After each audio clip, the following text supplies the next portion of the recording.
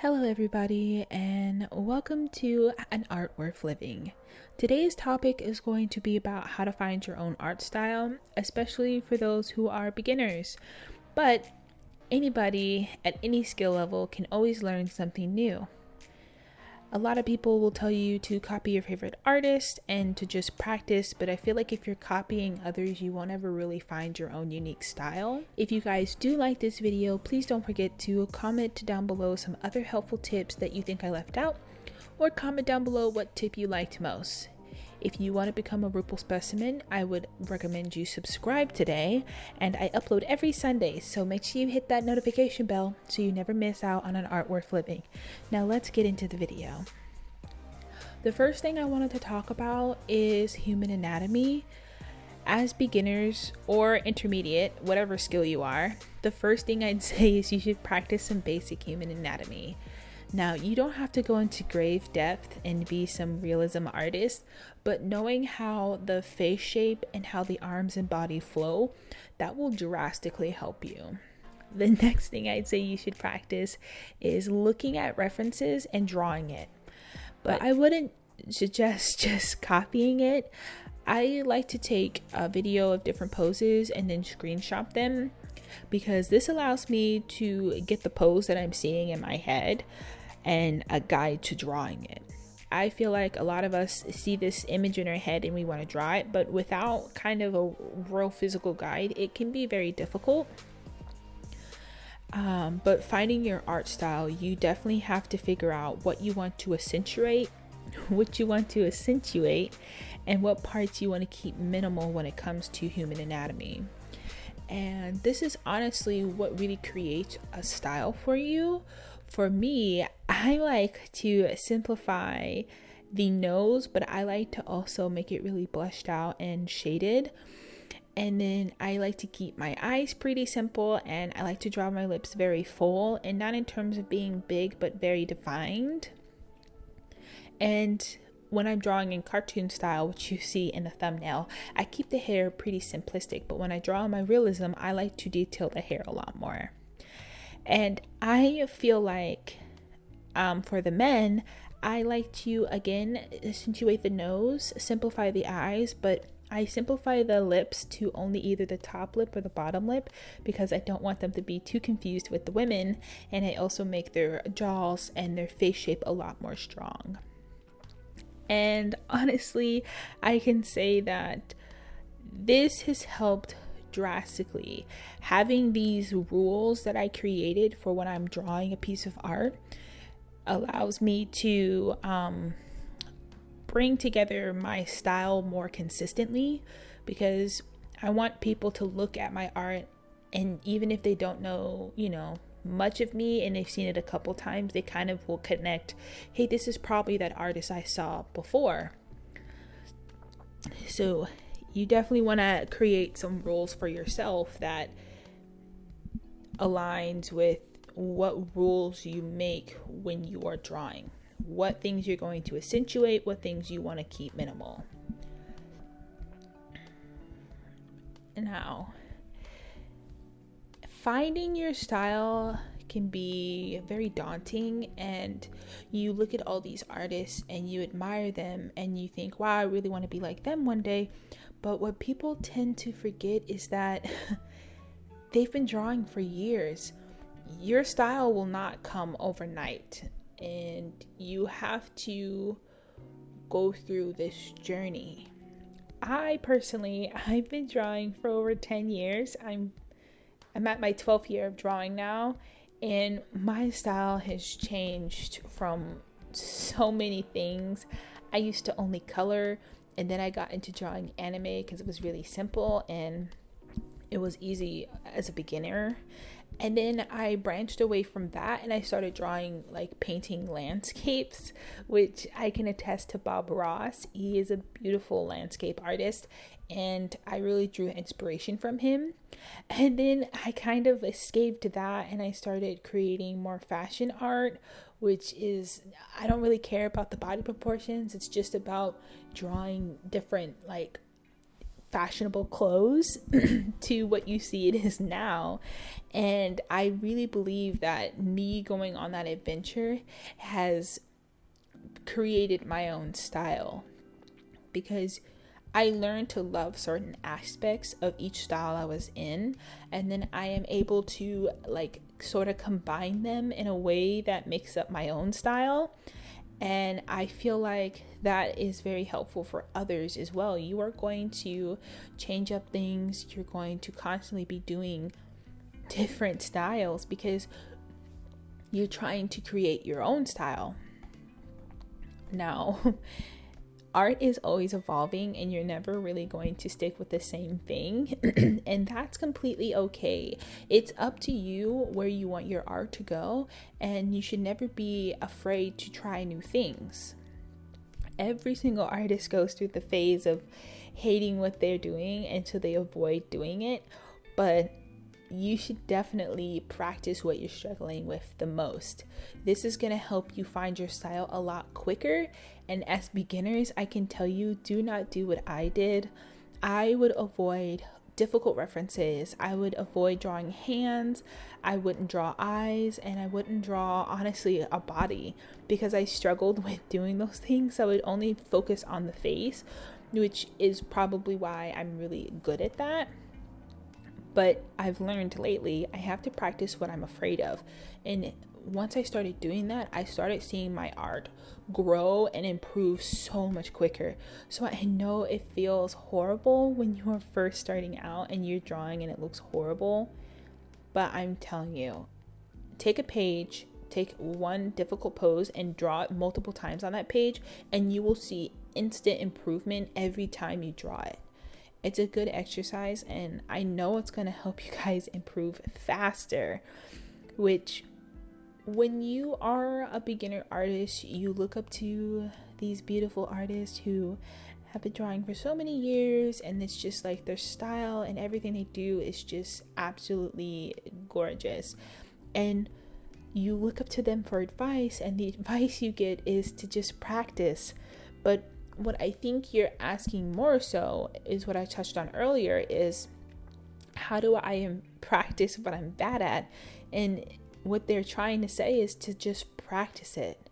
You have to stop avoiding references that you feel like you can't draw and only focusing on ones you can, because that's going to make your growth so much slower. I was struggling with avoiding difficult references. I would avoid anything that looked difficult to draw. But in order to improve, you have to attempt the things that look very scary and difficult. And I learned the more I practice those things, the easier it becomes, which is why staying consistent is pretty important. Now, a little backstory about me. Like I said, I've been drawing for 12 years, and honestly, last year, I didn't draw a single piece of art.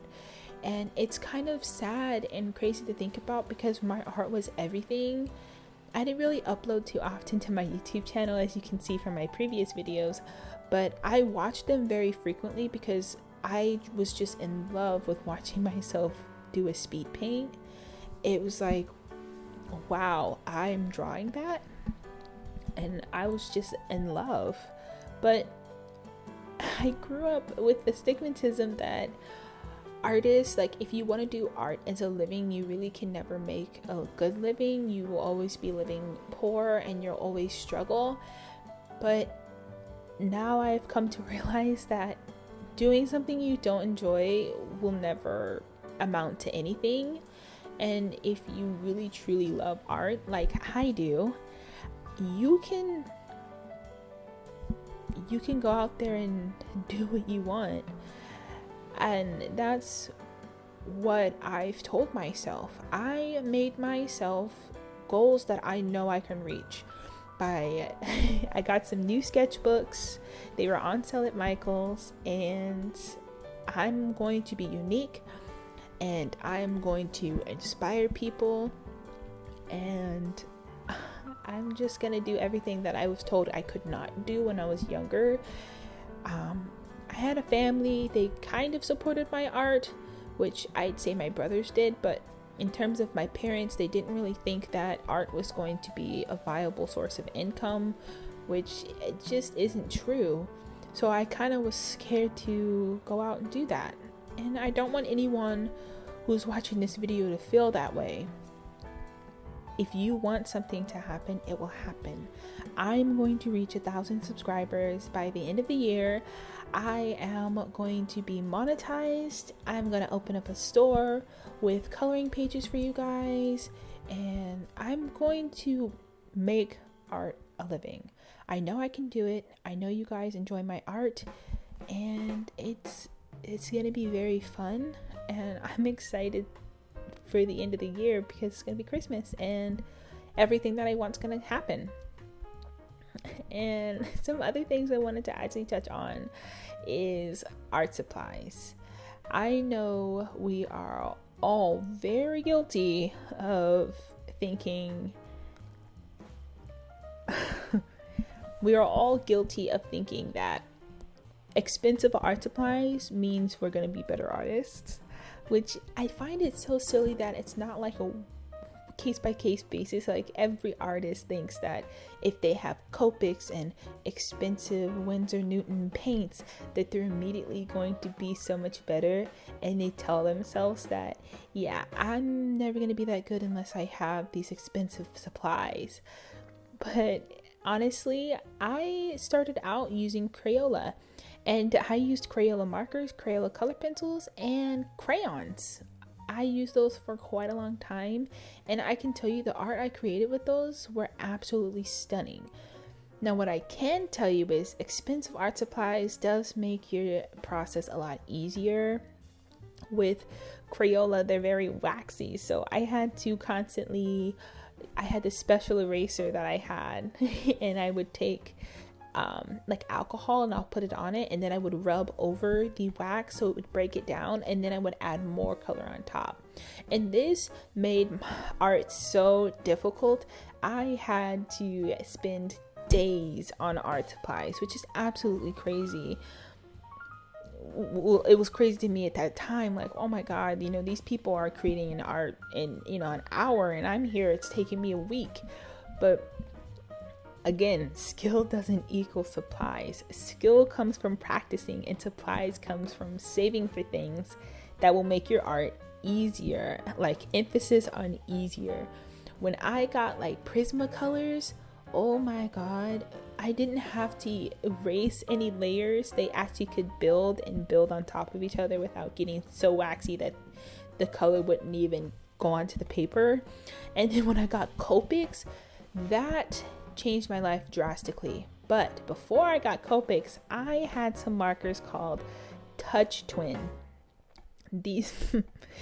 Not Touch Twin.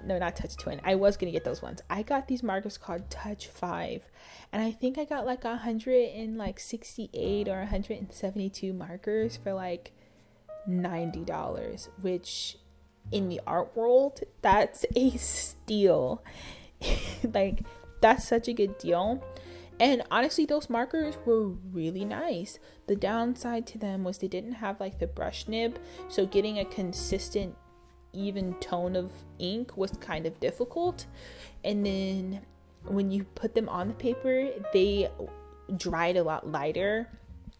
And lastly, some of the markers came dried out completely. It was like 2 or 3 of them, which is a little disappointing because I did spend my own money on them, but it was still a really good investment.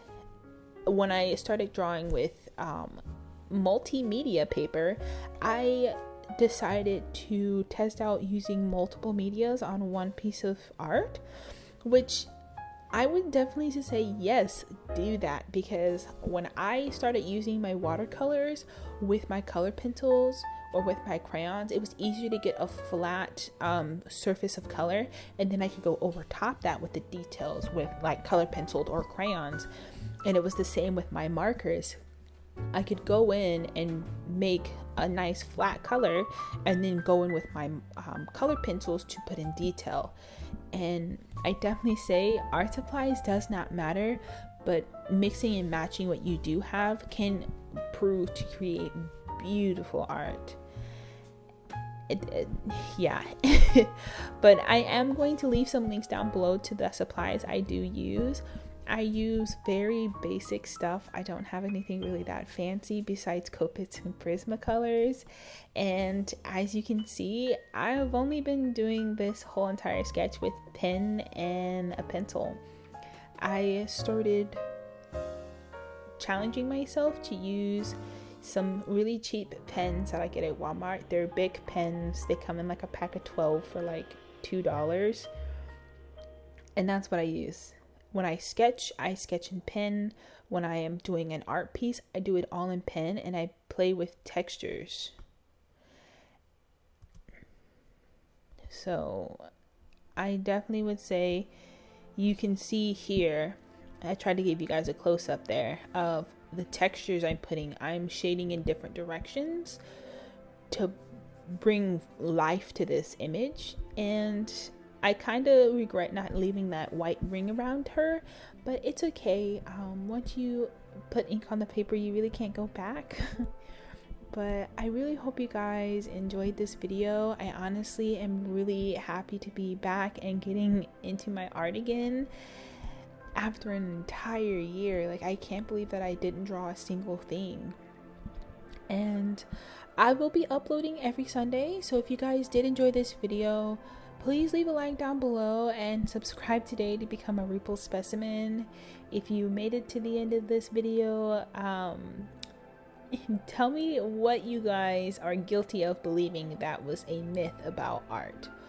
Whether it was art supplies meant you were going to be a better artist like me, and also me, if you wanted to be an artist, you were only ever going to be struggling. I did revamp my channel, guys.